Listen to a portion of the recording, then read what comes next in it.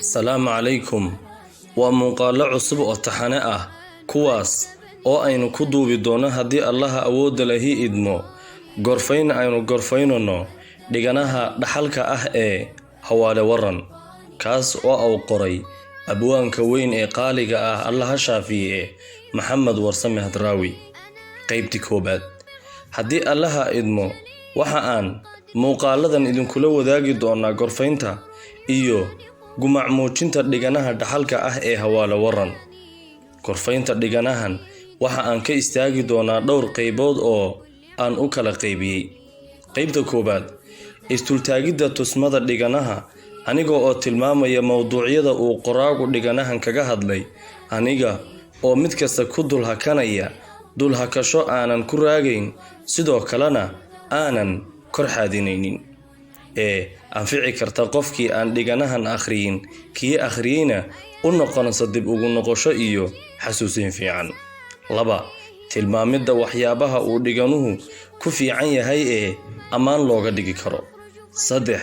Farku fiiqidda surmaseegtooyinka qoraal ee farakutiriska ah kuwaas oo ah gafaf yaryar oo aan kas ahaan loo qarin ee kama u qormay. Waxa aan sidaa u samaynayaa waxa weeye in bal daabacadaha dambe la soxo. 4. Sixidda gafafka diiniga ah ee ku jira dhiganaha oo aan ka badnayn 3 meelood. Haddii aynu iska gudagalno tixidda tusmooyinka dhiganahan, waxa uu ka kooban yahay 6 cutub oo kala ah. 1. Noloshii aan soo gaadhay. 2.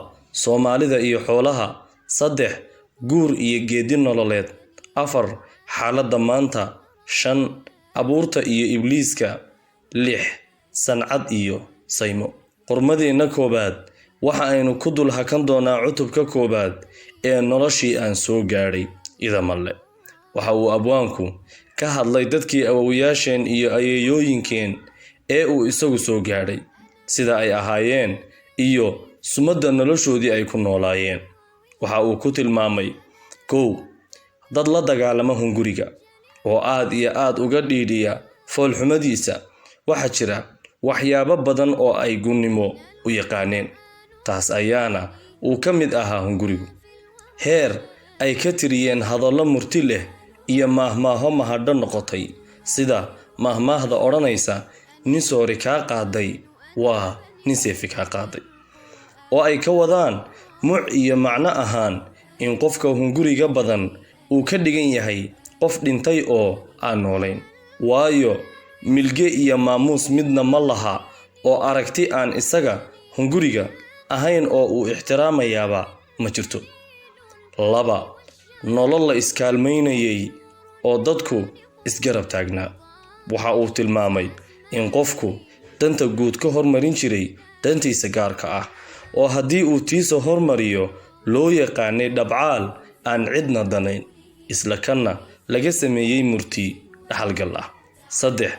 Nolol aan iska fadhi lahayn ee dadka yar iyo weyn ay nolosha meel kaga jiraan oo ay shaqo ku heelan yihiin. Abwaanku marka uu halkaa marayo ayaa waxa uu ka jawaabayaa shakigelin ay reer galbeedku keenaan oo ay dhahaan waa la adoonsan jiray gabdhaha Soomaaliyeed waayadii hore.